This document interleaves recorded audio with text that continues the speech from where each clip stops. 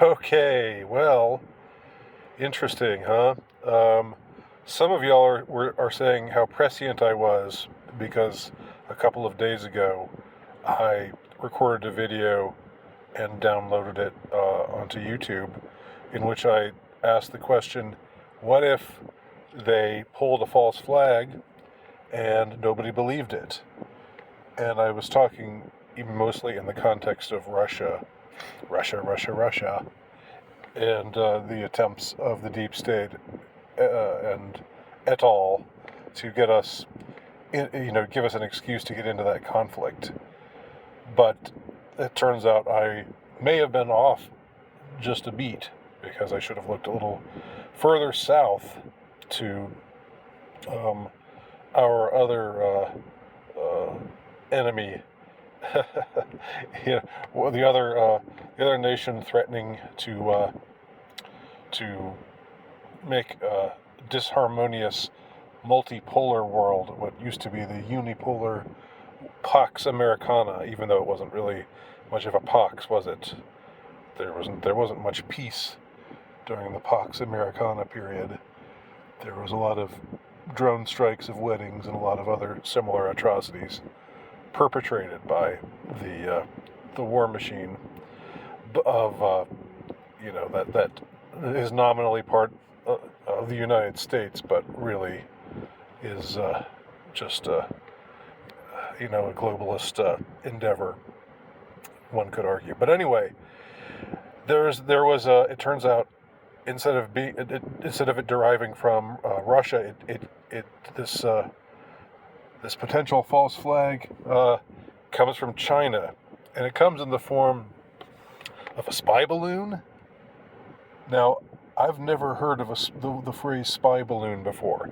It could be that it's been used and it's it's a familiar phrase in the parlance of modern military warfare and strategizing and what have you. I've never heard the phrase spy balloon. I've heard spy plane, and when they say balloon, what do you mean?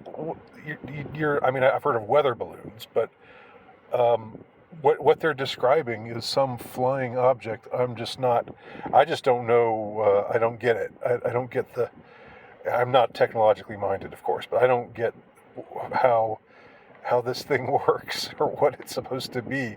It's some spherical thing hovering there in the sky. So is it a drone? I don't know. I can understand a spy drone, but no, it's bigger than a drone. I guess they say, what I keep hearing is it's the size of three school buses. That's interesting that they would keep comparing it to a school bus.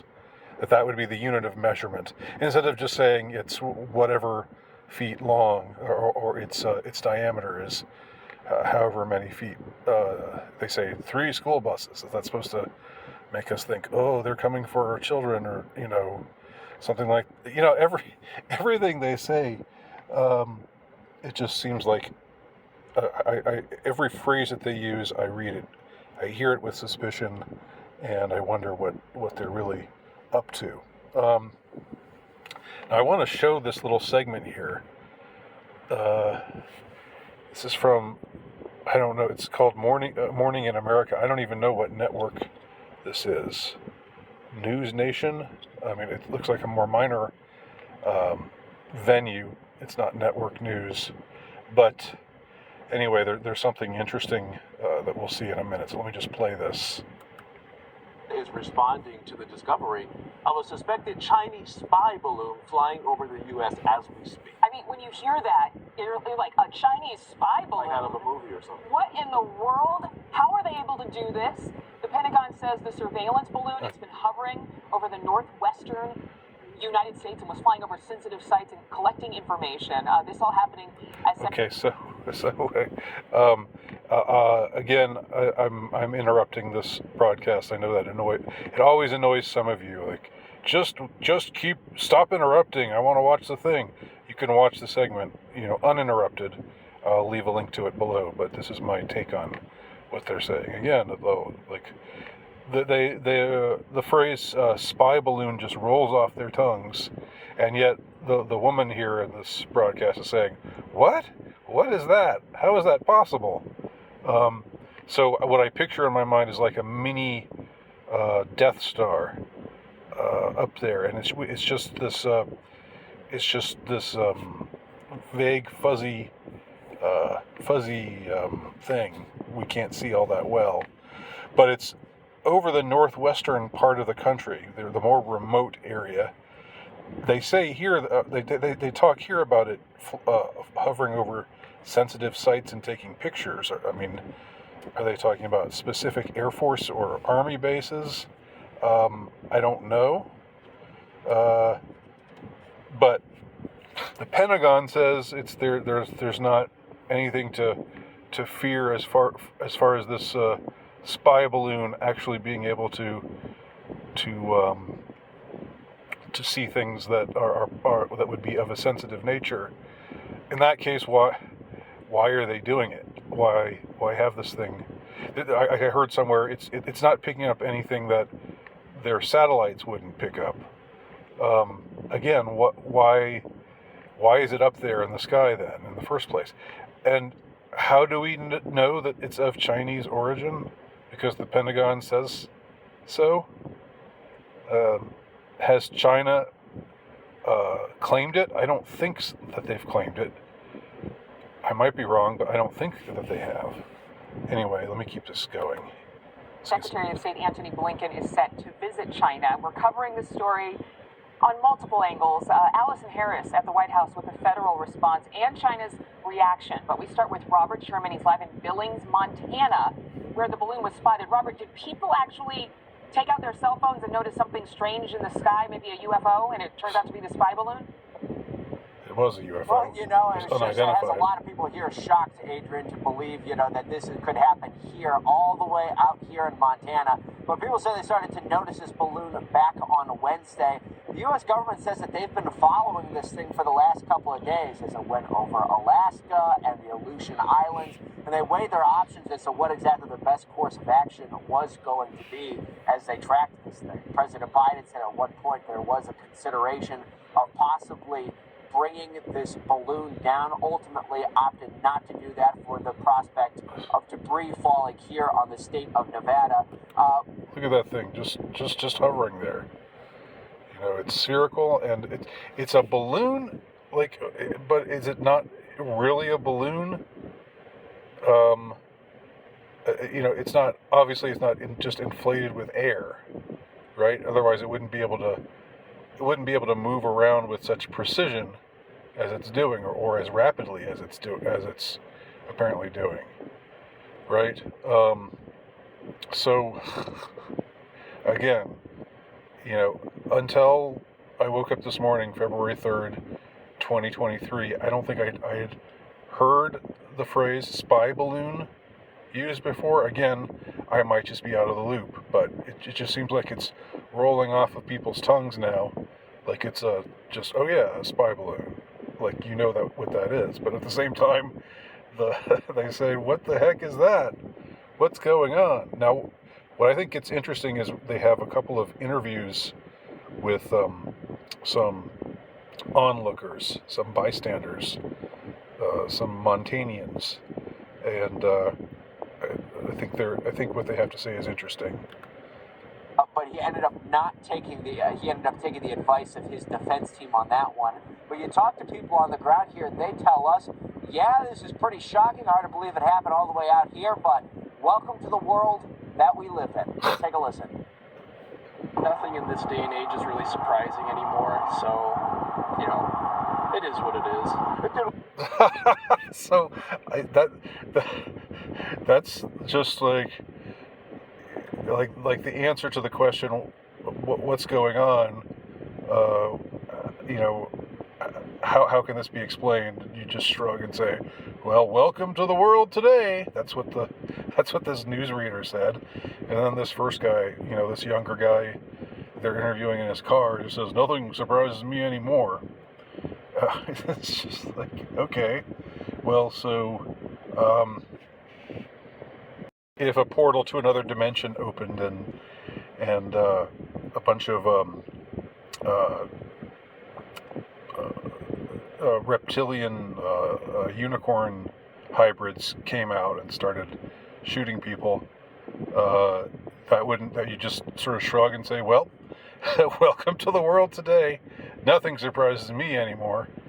That just seems like that's sort of a wild angle to take for all of this. Like, these last few years we've seen it all, and who knows? Sure, spy balloon, whatever. Now what they say with this guy is also interesting. It really surprised me. Does it scare you? You know? Yeah, of course, you know. Okay. They have to ask him that. He says it doesn't surprise me. He doesn't explain why it doesn't surprise him, but I guess he's probably just reacting the same way the first guy did, which is like, nothing surprises me anymore. We're all just jaded by the curveballs we've been thrown for the past 5 or 6 years. The world's in flames. It's just anything is possible, and who knows what's coming next. But sure, a Chinese spy plane flying over the Northwest. Not being shot down, being allowed to just fly because of the damage that the debris might do to people on the ground if it gets shot down. I don't know. That it all seems pretty sketchy to me. But then they ask him, does it scare you?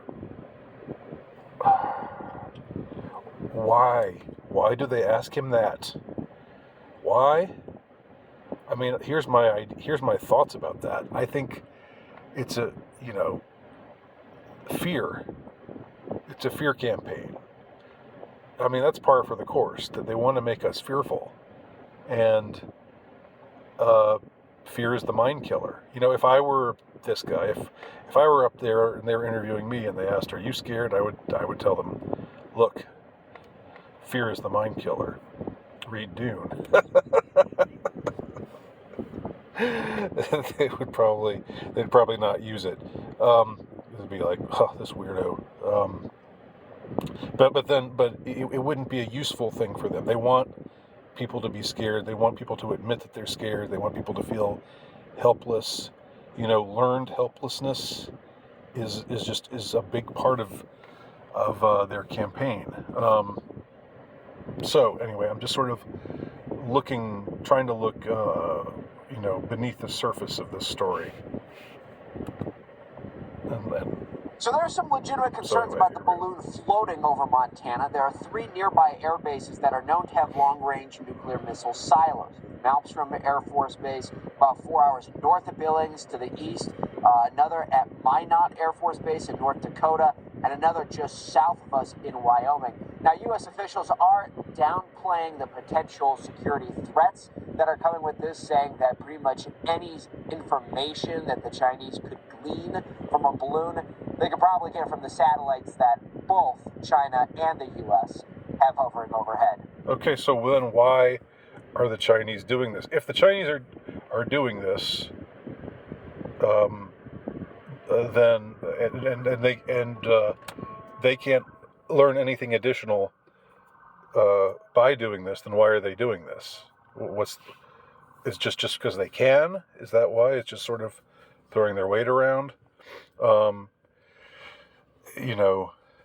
Saber rattling? Is that what it is? It just, there's something, I would say it's not a good look for, I'm not going to make it be about the Biden administration. I'm not going to make this partisan. I'd say it's a bad look for the American regime to not shoot the thing down, to just say, oh, well, there it is. Yeah, we've been tracking it. It came over Alaska. came down through Canada, and now it's over Montana, and it's still there, doing whatever it's doing, and we're just gonna let it. We're just gonna let it leave it alone because we don't want to shoot it down and have debris, fall down and damage possibly property or people. Even though I think the land out there is pretty remote, so that seems like not.